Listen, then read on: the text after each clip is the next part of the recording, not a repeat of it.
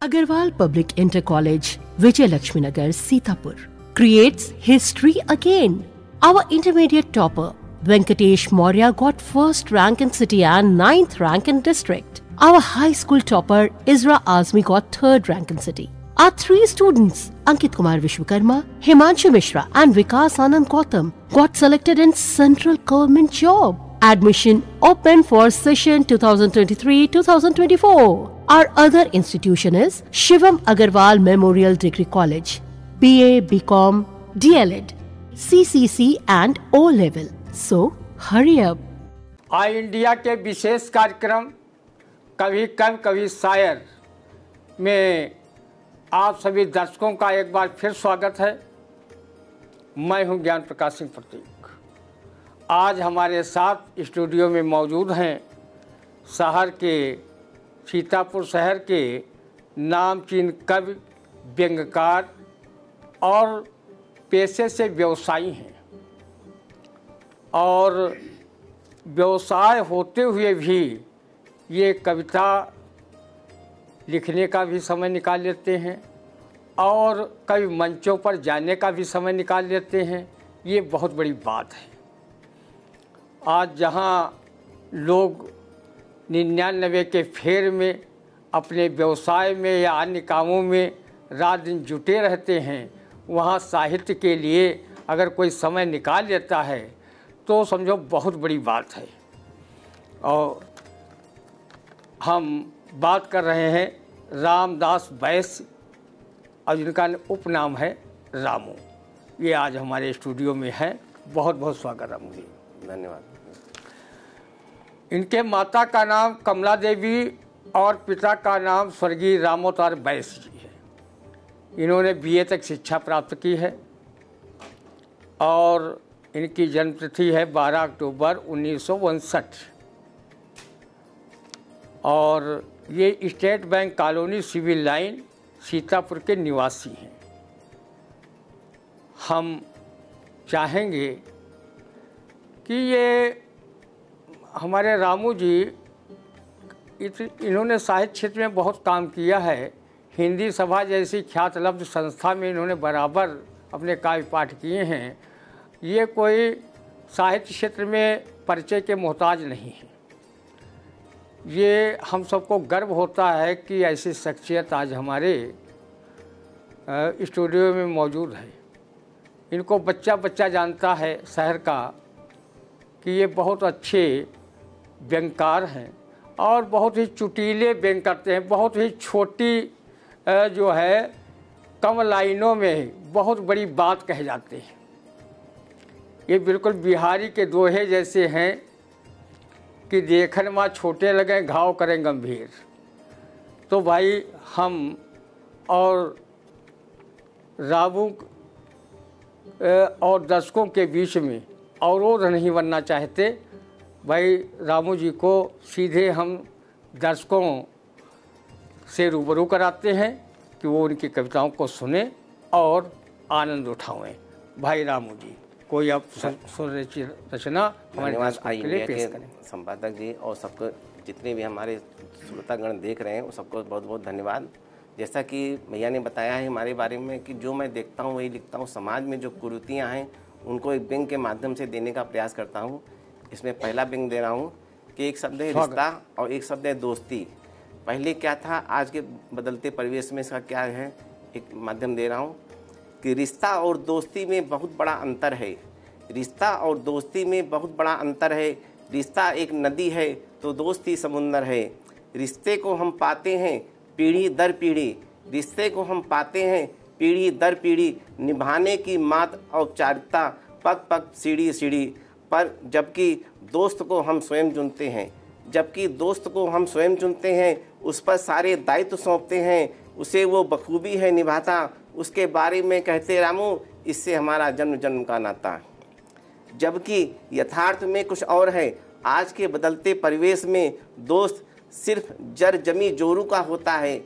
आज के बदलते परिवेश में दोस्त सिर्फ जर जमी जोरू का होता है। यदि ये है आपके पास तो दोस्त भी आपके आसपास होता है। दोस्त भी आपके आसपास होता है। ये देखिए इन्होंने दोस्ती, व्यवहार और सच्चे मित्र की पहचान सब कुछ उन्होंने बताया। इस पर 2 लाइन हम भी कहेंगे कि दोस्त को कपटी नहीं होना चाहिए। जो कपटी है वो दोस्त नहीं होता। तो हमने एक जगह लिखा है, कपटी शत्रु से मित्र भी अच्छे लगें, कपटी शत्रु से मित्र भी, कपटी मित्र से शत्रु भी अच्छे लगें, जो सामने भिड़के वार का चलाए दे, और मीठी मीठी बातें करे है कपटी मित्र, और प्रेम से बुलाए के कपट माँ फंसाए दे। अच्छे कर्मन माँ भांजी मारे सदा, सफल अरमान को धूल माँ मिटाए दे, सफल अरमान को धूल माँ मिलाए दे, और भीतर से काटत है कतन्यस, और पैसा के लालच माँ जान मरवाए दे। ज्ञान प्रकाश अपने साथी से कहें, पैसा तक इनका साथ, संकट के समय ये पीठ का दिखाई दे। बहुत बढ़िया रचना रामदास वैश्य रामू जी ने पढ़ी। और हम बता दें कि ये हास्य व्यंग में लिखते हैं और समाज को जगाने की कोशिश करते हैं। समाज सेवा भी इनका मुख्य ध्येय है। ये इन्होंने रामायण में पढ़ा भी है, परहित लाग करे, परहित लाग तजय जे देही, और संतत संत प्रशंसते ही। ये उसके हैं कि समाज सेवा करते हुए जब जाओ तो समाज सेवा करते हुए जाओ, क्योंकि सबको दुनिया में जो आया है जाना सबको है। इसलिए ये समाज सेवा में बहुत व्यस्त रहते हैं और अपने व्यवसाय को भी करते हैं। हम रामू जी से चाहेंगे कि कोई अपनी रचना हमारे दर्शकों के लिए प्रस्तुत करें। भाई रामू जी। जी, इस समय मौसम गर्मी का चल रहा है, तो एक व्यंग के माध्यम से देख रहा हूँ कि उसमें मतलब प्राणी की क्या स्थिति है कि हे भगवान मुझे इस भयंकर गर्मी से बचा लो, हे भगवान मुझे इस भयंकर गर्मी से बचा लो, हमें एसी के पंखे के सामने नहीं एसी के अंदर बैठा लो, यानी मौसम खुशनुमा बना दो। इस भयंकर गर्मी की तपन से, इस भयंकर गर्मी की तपन से हम तो क्या जानवर भी परेशान है, वह बोल तो नहीं सकते पर मूक रहकर करते बयान हैं। सही बात। इस भीषण गर्मी में न सिर्फ मनुष्य ही प्रभावित हो रहा है, बल्कि जितने भी प्राणी हैं वो सभी आकुल व्याकुल हैं। तो ये गर्मी का मौसम ही ऐसा है।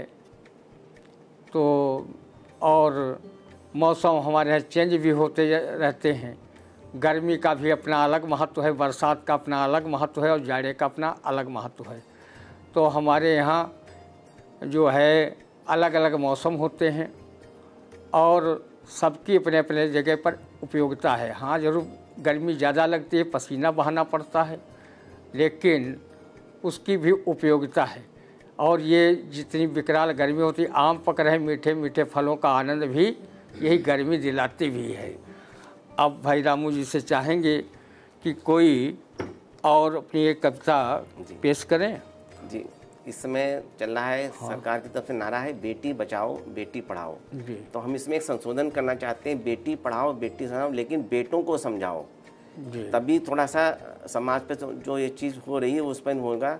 तो ये व्यंग माध्यम देखा हूँ कि बेटी को यदि मार दिया, बेटी को यदि मार दिया तो बहू कहाँ से लाओगे, बेटी को यदि मार दिया तो बहू कहाँ से लाओगे, नई पीढ़ी कैसे आएगी, अब चिराग कहाँ से लाओगे, इस असंतुलन का कैसे करोगे संतुलन रामू, घर में जब बालक होंगे तो क्या पांचाली घर में लाओगे, क्या पांचाली घर में लाओगे।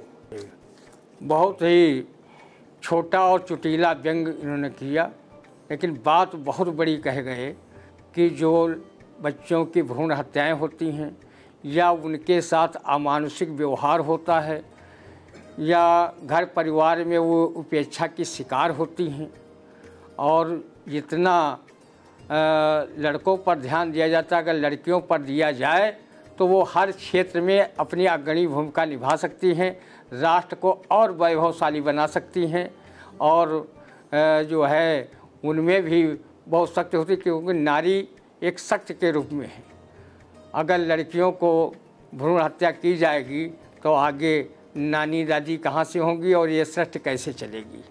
इस पर इन्होंने अपने व्यंग में चिंता व्यक्त की है। और हम बता दें कि इनको सम्मान जो मिले हैं, हिंदी साहित्य परिषद से काव्यश्री सम्मान मिला है, परिवर्तन फाउंडेशन से विशिष्ट सम्मान मिला है, विवेकानंद सेवा संस्थान से सारस्वत सम्मान मिला है, साहित्यिक सांस्कृतिक कला संगम और परियमावा प्रतापगढ़ से हिंदी सेवा सम्मान मिला है, राष्ट्रीय गौरव लोकमाता अहिल्याबाई सम्मान मिला है, होली मिलन अभिनंदन एवं पत्रकार सम्मान समारोह में भी ये सम्मानित किए गए, अखिल भारत वैचारिक क्रांति मंच लखनऊ द्वारा सम्मानित किए गए, हिंदी सभा में तो ये अनेकों बार सम्मानित किए गए, अन्नपूर्णा सेवा संस्थान द्वारा ये सम्मानित होते रहे हैं, बराबर उसमें काव्य पाठ करते भी रहते हैं, भारत परिषद से भी सम्मानित किए गए, अन्नपूर्णा साहित्य संगम से जुड़े हुए हैं,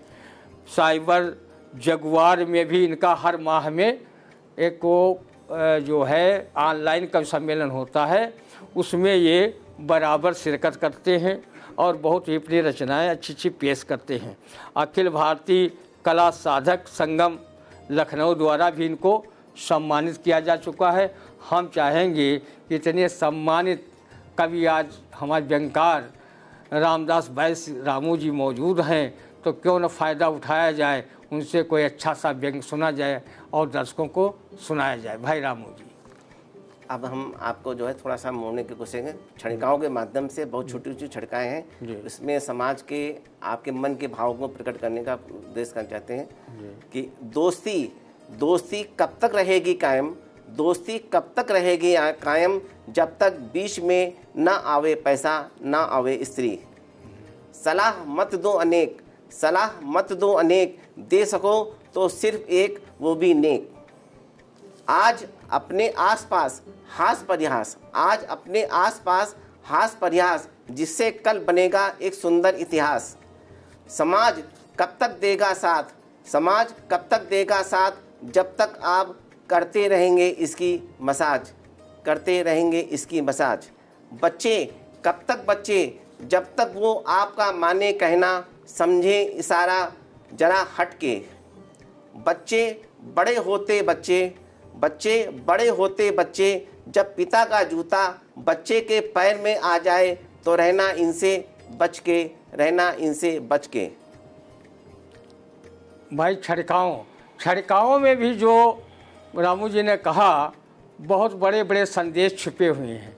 कम शब्दों में इन्होंने कहा कि बिल्कुल जैसे कहा जाता है कि आदमी को कम बोलना चाहिए, दूना सुन आधा कहो, किसी कवि ने कहा है, दूना सुन आधा कहो, सीखो प्रकृति विवेक, और कान दिए दो ईश ने जिह्वा दीनी एक। तो ये कम शब्दों में बहुत बड़ी बड़ी बातें रामू जी कर जाते हैं।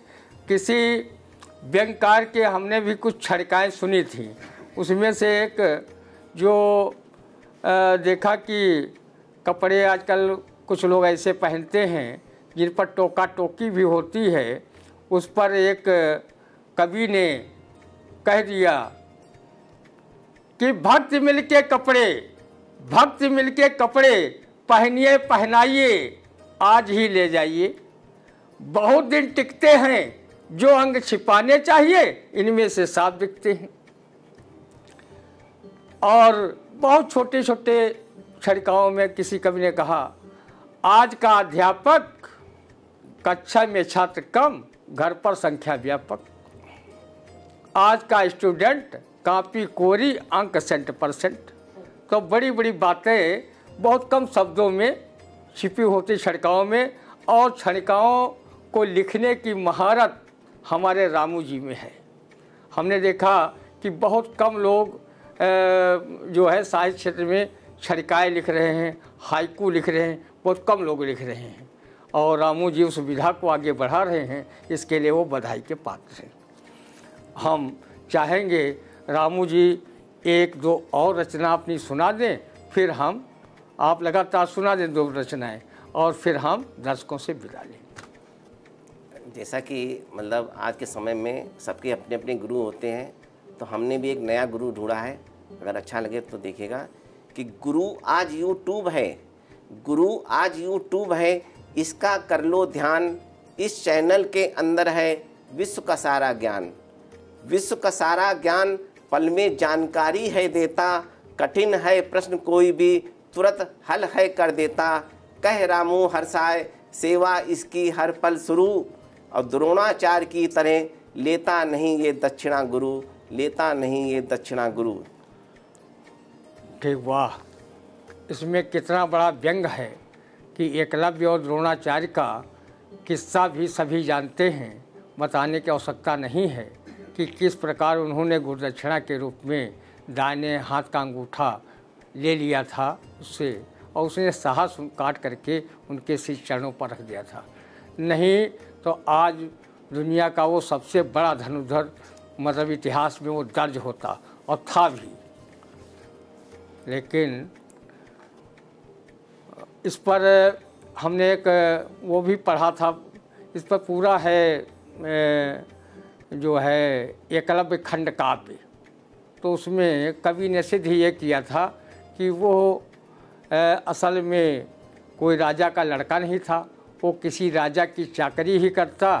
तो हो सकता है कि कोई राजा अन्यायी होता और किसी धर्मप्रिय राजा के वहाँ वो अटैक करवाता उससे, तो वो पाप लेता। लेकिन मैं इससे सहमत नहीं हूँ, क्योंकि द्रोणाचार्य जी चाहते थे कि ये राजकुमार ही धनुर्धर रहें और ये न बन पाएँ। इसके पीछे ये मैं कहने में कोई संकोच नहीं करता।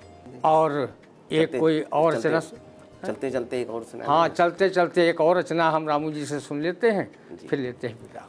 चलते चलते एक हास्य की रचना दे रहा हूँ कि शादी करके और मोबाइल खरीदने के बाद हर आदमी एक बार अवश्य सोचता है कि यार थोड़ा रुक जाता तो एक अच्छी बीबी और एक अच्छा मॉडल मिल जाता, एक अच्छा मॉडल मिल जाता। बहुत बहुत धन्यवाद सभी सुधी श्रोताओं को। हमारे स्टूडियो में रामदास वैश्य रामू जी पधारे, अच्छी अच्छी रचनाएं व्यंग की सुनाई, आनंद आया। हमारे दर्शकों को ज़रूर आनंद आया होगा। और बहुत अच्छे व्यंगकार हैं, कवि हैं, विभिन्न संस्थाओं में हमेशा ये अग्रणी भूमिका निभाते हैं। और अगर किसी ने आई इंडिया चैनल को सब्सक्राइब न किया हो, कर ले, कमेंट बॉक्स में जाए, कमेंट करें, लाइक ज़रूर करें, का हमारे कवियों का उत्साहवर्धन भी करें। और अब हम लेते हैं विदा। अगले सोमवार को 8 बजे किसी नए कवि या शायर के साथ मौजूद होंगे, उनसे आपको अच्छी अच्छी रचनाएं सुनाएंगे। तब तक के लिए दीजिए विदा। नमस्कार। GS Singh institute of pharmacy, Parasrai, Dhondi, Laharpur road, Sitapur. सत्र 2023-24 के लिए प्रवेश प्रारंभ। D pharm, B pharm, PG diploma in journalism and mass communication, PG diploma in computer application. Studywell group of institutions, Sitapur. Studywell public school, Vijay Lakshmi Nagar. Studywell senior secondary school, Lakhimpur road, Sitapur. Affiliated to CBSE Board, New Delhi. World class infrastructure, NCC for boys and girls. Blessed by Honorary President of India and Governor of UP. State of the art labs, school cinema, ultra modern teaching support, digital classrooms. Studywell Group presents ITI and Pharmacy College.